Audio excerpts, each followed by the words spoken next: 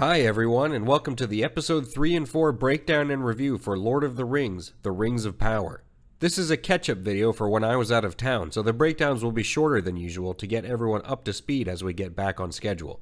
Hit the subscribe button to stay up to date on the show. Spoilers ahead for episodes 3 and 4, which are titled Adar and The Great Wave, respectively. We start off episode 3 by catching up with Arondir. We last saw him being grabbed in a moist tunnel, and now we see him being dragged somewhere by a group of orcs. Wow, look at this subtle, totally not obvious comparison to slavery for the one black elf. Saved by a sea captain who had to have pecs molded into his breastplate rather than hitting the gym, Gal and Hal are brought before the Queen Regent of Numenor in her island kingdom. Gal immediately engages in a catfight with the queen because only one woman in this room can be strong. And if we've learned anything from modern day feminism, it's that you don't have to be strong if you can just tear every other woman down. Halbrand then celebrates the patriarchy by bumping dicks with the captain. The queen asks the captain named Elendil, "Are you some kind of elf lover?" Back in Auschwitz, after a slight disagreement, this orc cuts Arondir's partner's throat, and he looks at Arondir like, "Did this motherfucker just cut me?" Arondir climbs the ledge to get a live look at the effects of climate change. As if kicking ass constantly at everything wasn't enough, we have to sit through a Disney princess scene of Galadriel riding a horse, and the look on her face is just weird. It looks like she's drenching that horse's back right now. Hal gets bitch slapped and then goes berserker mode on the townies. 10 seconds earlier he was trying to become a blacksmith. Why do you want to be a blacksmith if you can do this? Galadriel discovers that the Sauron symbol is actually a marker on a map to indicate Mordor. Back with the Harfoots, the stranger looks at the page from the Book of Knowledge that holds the answer to the star constellation he was looking for in the previous episode. Then he lights it up and tries to smoke it because he's still a homeless meth head. Nori starts talking about how it's her destiny to help the stranger. Destiny? Bitch, your entire village is run by symbols in this book that tells you the future, and you didn't even bother to read it before it got set on fire. Gal figures out that Hal is actually the king of the people of the Southlands, and this totally turns her on. Who says women are hard to figure out? Back on the plantation, Arondir and company try to escape on the Underground Railroad, but the first escapee is hilariously cut down by a sword out of nowhere. Then Arondir does this ridiculous jump spin thing that I don't even feel like making a joke about.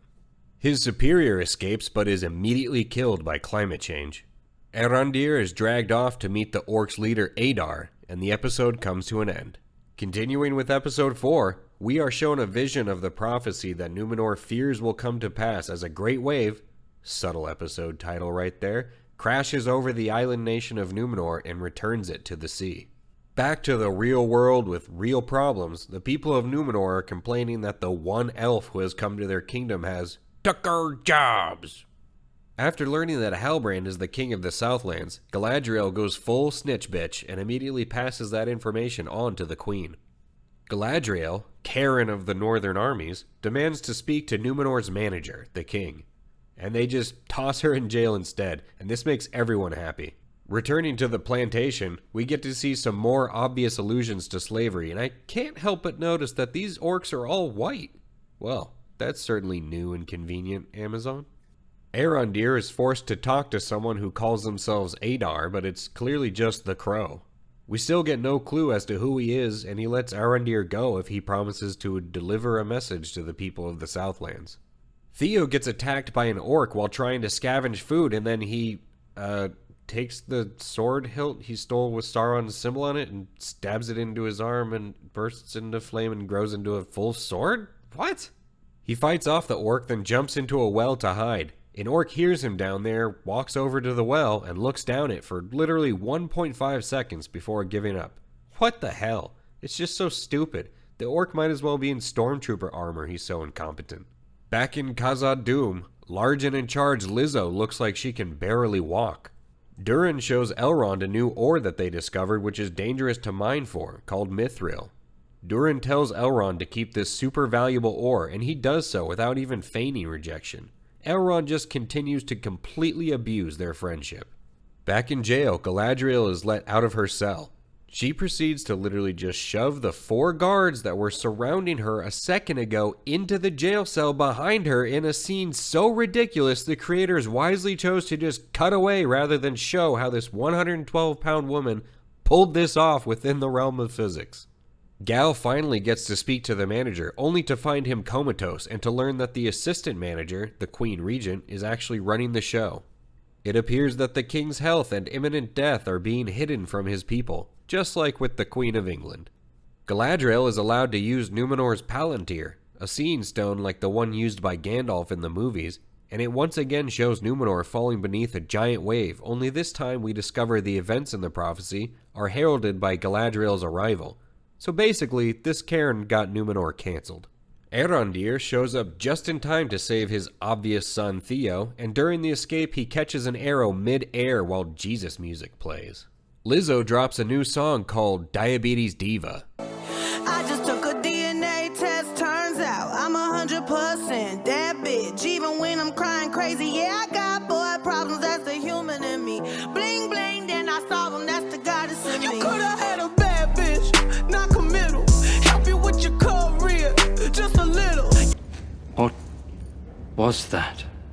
Theo gets recruited to the dark side by an old man who tells him Sauron is coming. Galadriel gets escorted out of Numenor and just chucks the deuces to Halbrand, who's still in jail. She doesn't even think about him. The Queen Regent sees the prophecy begin to unfold when she sends Galadriel away, so she stops her from leaving, but somehow Galadriel, teleports behind her, around the corner, and Halbrand is just out of jail now. I don't know. This sequence of events was just weird and unexplained. The Queen announces Numenor will send an expedition to Middle-earth to aid the Southlands, and the episode comes to a close. We've reached the point in the video where we have to decide if episodes 3 and 4 were a great watch or a hate watch. It's getting tougher and tougher to do so, but I have to put these episodes somewhere in between great watch and hate watch. Maybe it should be called a debate watch? I don't know. But I do know that this show is about 1 or 2 more ridiculous scenes from falling into hate watch territory. There's just far too many things that pull you out of the show and make you think, what the hell? Or, where did that come from? Or, how did you reach that damn conclusion, Galadriel, you know-it-all bitch? It's becoming more and more difficult to be assuaged by the pretty costumes and locations. That being said, however, I must make note that the Kingdom of Numenor is probably one of the coolest, most unique fantasy locations we've seen in a long, long time. It feels very unique and all of the sets are extremely ornate and detailed. But not even this place can get Galadriel to stop being such a Karen. Anyway, go and watch the show for yourself. Maybe I'm writing it too hard like Galadriel did with that horse. Thank you to everyone who made it this far into the video, and I hope you'll join us for our future breakdowns and reviews of The Rings of Power or one of the other shows we're currently watching.